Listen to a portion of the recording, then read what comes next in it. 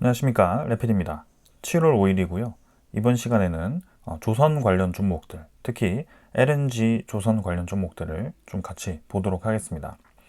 얼마 전에 영상으로 알래스카 LNG 관련 종목으로 좀 다루었던 종목들이기도 합니다.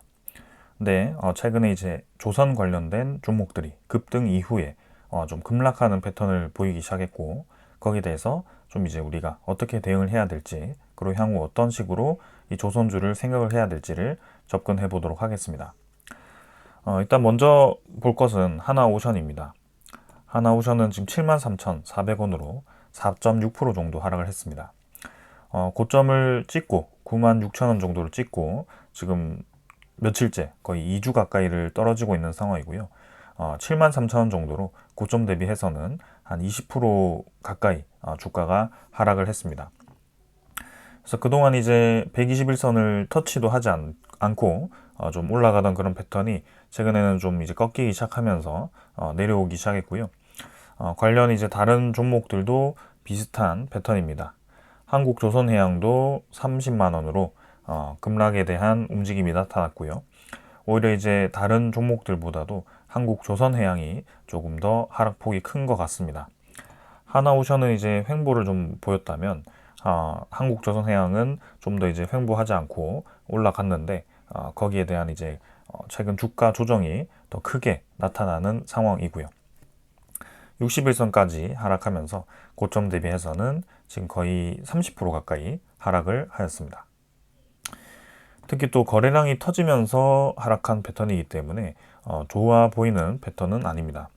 추가적인 하락이 충분히 나올 수도 있는 그런 부분이기 때문에 주의가 필요한 상황입니다. 현대미포도 마찬가지 17만 원 가까이로 하락을 했고요. 한국조선해양과 비슷하게 하락을 보이고 있습니다. 마찬가지 고점 대비해서 지금 20% 이상 지금 하락을 했고요.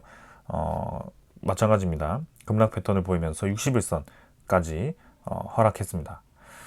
현대마린 솔루션도 지금 어제부터 해서 급락이 시작되었고요. 특히 조선 종목들이 어제 많이 하락하는 모습이었습니다. 그래서 고점 대비해서 마찬가지 한 20% 가까이, 20%, 15% 가까이 하락을 했고요. 전부 다 조정을 좀 받았습니다. 성광밴드도 지금 3% 가까이 하락하면서 지금 고점 대비해서는 한 2, 30% 정도 하락을 했고요. 꽤나 이제 떨어지고 있죠. 그리고 태광도 마찬가지입니다. 지금 19,000원 정도로 해서 고점 대비해서 꽤나 요거는 많이 떨어졌죠. 동성 화인텍도 23,000원으로 지금 떨어졌고요. 29,000원을 찍고 지금 마찬가지 고점 대비해서 한 30% 가까이가 하락을 하였습니다. 세아제강지주도 마찬가지입니다. 네, 지금 22만 원으로 하락 추세를 보이고 있는 상황입니다. 자, 전반적으로 지금 좋은 움직임을 보이지 않고 있습니다. 그동안 힘을 받던 모습들이 좀 꺾이기 시작했는데요. 특히 금요일은 트럼프에 대한 관세 정책이 이제 유예 기간이 끝나고 새로운 이제 관세율을 각 국가에게 부과를 하겠다라고 발표를 하면서 거기에 대해서 또 이런 이 불확실성 증가로 전체적인 증시가 또 하락을 했습니다. 그러면서 더 이제 조선 종목들이 하락을 하는 경향을 좀 보였는데요. 그럼 이제 이 하락 이후에 움직임이 이제 어떻게 될지를 우리가 봐야 됩니다. 먼저 이제 기업들에 대해서 설명을 드렸었지만 다시 한번 말씀드리면 현대미포, 한국조선해양, 한국오션은 선박을 제조하는 기업이고요. 현대마린솔루션은 선박의 엔진을 제조하는 기업이고요. 성광밴드와 태광은 이제 그 LNG 선에 들어가는 이 피팅, 관에 대한 피팅을 만드는 기업입니다. 그리고 동성화인텍은 LNG를 냉각을 보온할 수 있는 냉각 보온재라고 할까요? 네, 그런 부분을 제작하고요. 세아제강지주는 철강 쪽입니다. 그래서 그런 부분에 있어서 각각의 이제 역할을 하고 있는 기업들이고, 그럼 이제 전체 업황이 이제 어떻게 되는지를 우리가 살펴봐야 됩니다. 자, 슈퍼사이클이 끝났다. 일본의 맹추격도 있다. 그래서 K조선의 경고음이 켜졌다라는 기사가 나왔고요. 어제 특히 이런 기사가 좀 많이 나왔습니다. 올해 선박 발주량이 급감했다라는 내용인데요. 슈퍼사이클에 대한 기대감이 좀 꺾이는 그런 소식이 나오면서 이렇게 좀 나왔습니다.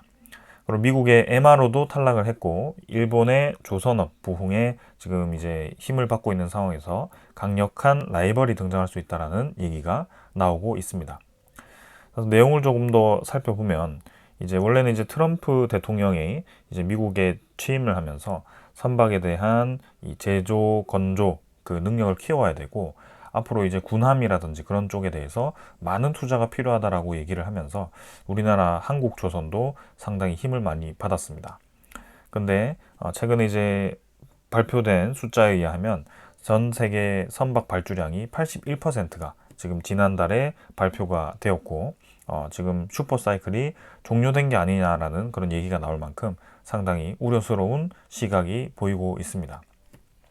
그리고 일본도 이제 1990년대 조선 강국이었기 때문에 지금 다시 산업 재건에 나서고 있어서 그 조선에 대한 기술력을 또 무시할 수 없는 경쟁자로서 좀 우리 입장에서는 상당히 견제를 해야 되는 상황입니다.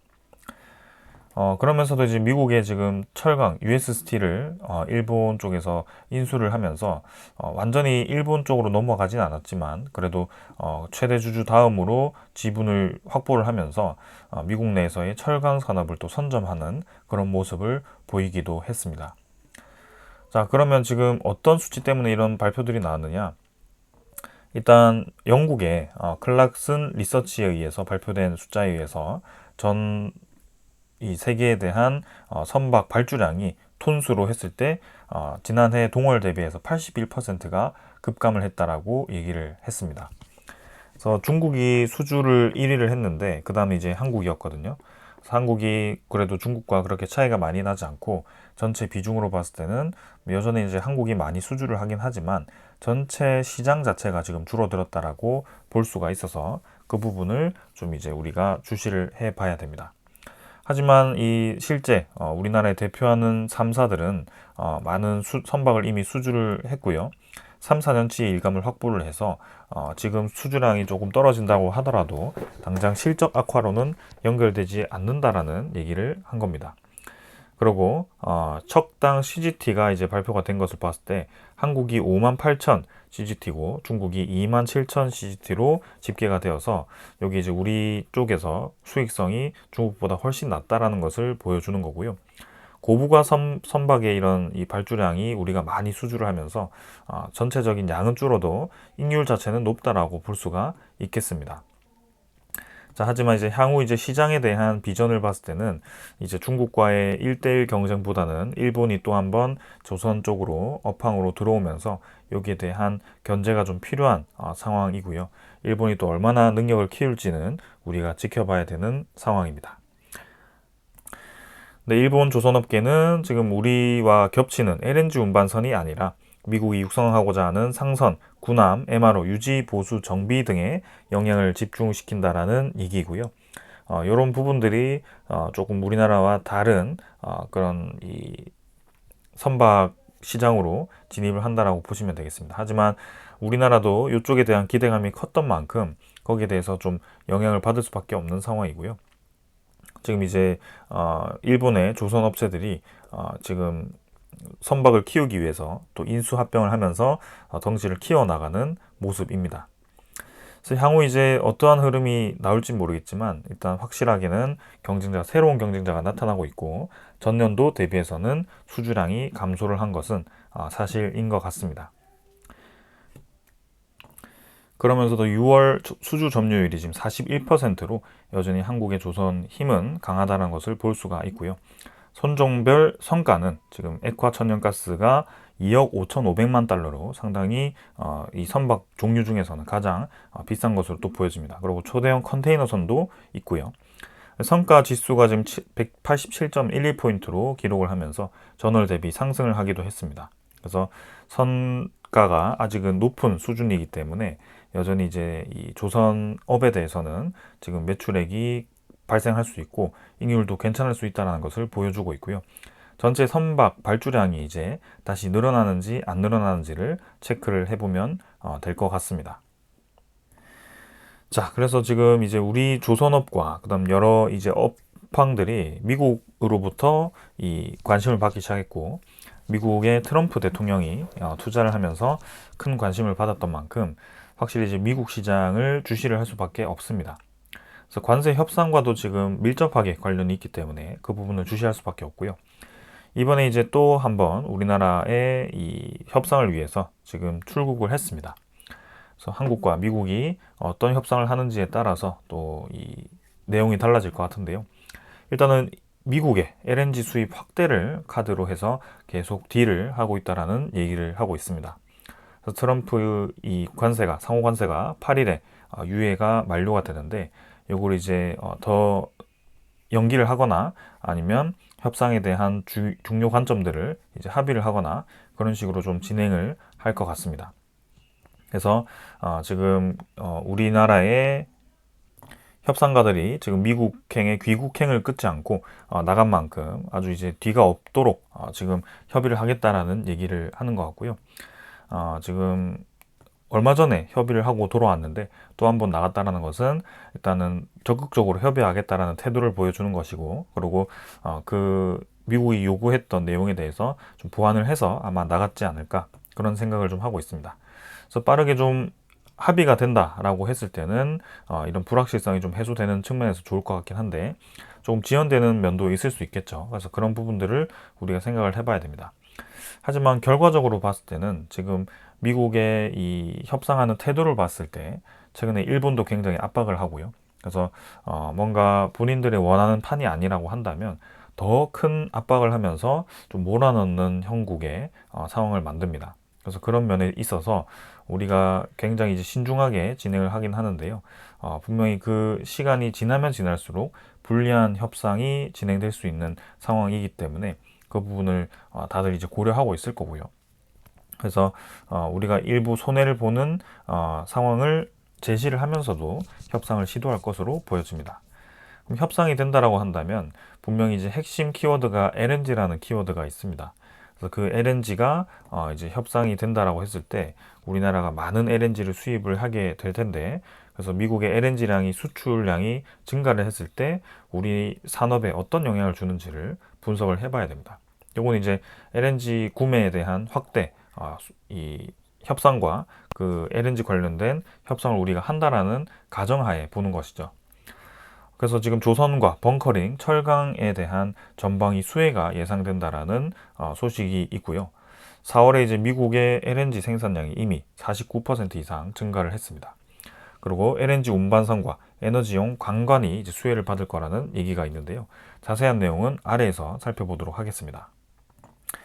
미국의 액화 천연가스 수출이 급증을 하면서 국내 조선 철강 산업의 수혜가 커지고 있다라고 합니다. 그래서 LNG 운반선 발주 증가와 그다음에 에너지용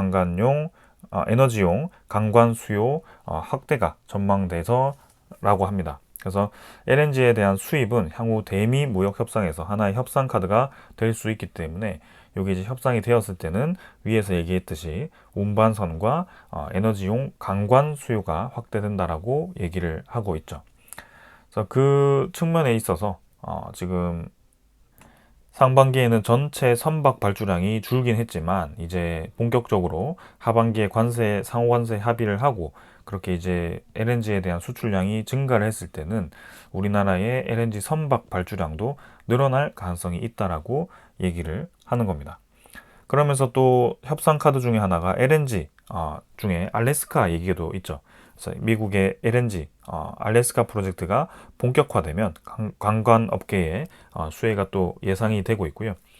여기 또 1300km의 가스관을 건설하는 사업이기 때문에 세아 제강 지주라든지 아까 그 세아 제강 지주 외에 또 이제 피팅을 제조하는 기업들이라든지 그런 기업들이 같이 관심을 받을 가능성이 큽니다. 그리고 LNG 밸류체인을 구축하고 있는 SK가스, 뭐 포스코 인터내셔널 이런 기업들도 관심을 받을 거고요. 이제 LNG를 운반하고 LNG를 저장하고 LNG를 사용하는 기업들이 계속 관심을 받게 되겠죠. 그래서 확실히 트럼프의 이 정책 방향은 드릴 베이비 드릴입니다. 계속해서 가스 혹은 원유를 파내서 수출해서 미국을 더 부흥시키겠다라는 얘기를 하는 거고요. 그 본인들이 가지고 있는 자원을 적극적으로 활용하겠다는 목표가 있기 때문에 그것이 지금 우리나라의 이러한 산업의 부흥으로도 연결이 되는 맥락이죠. 그래서 그런 면에 있어서 상당히 또 기대되는 산업 중에 하나입니다. 그래서 이렇게 알래스카 LNG에 대한 프로젝트가 다시 한번 재점화되고 있는 상황이고요. 대만, 태국에는 LNG 구매를 요청하고 있고 한국과 일본은 개발 참여를 원한다라고 하고 있습니다. 근데 이 알래스카 이 LNG에 대한 개발이 사실은 이 생산 목표가 2030년이기 때문에 이게 우리 입장에서는 굉장히 먼 시간이기도 합니다. 실제로 2030년에는 트럼프 대통령의 임기가 이미 끝나고 난 다음이기 때문에 이 사업이 어떻게 될지도 모르는 상황이기 때문에 우리가 상당히 좀 이제 고민하고 있는 그런 상황이고요. 일본과 한국 모두 다 지금 아직 협상을 하지 않았기 때문에 일본이 어떻게 또 협상을 하고 있는지도 궁금해지는 상황이겠죠. 하지만 이제 우리 목표 중에 하나는 또 이 알래스카 바로 옆에 있는 북극 항로를 개척하는 것입니다.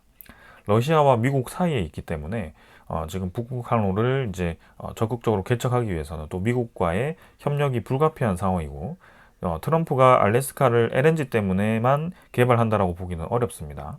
북극 항로에 대한 이 점유권과 그 다음에 그 주도권을 확보하기 위해서 알래스카를 개발하는 차원에서 투자를 했을 가능성이 크고요.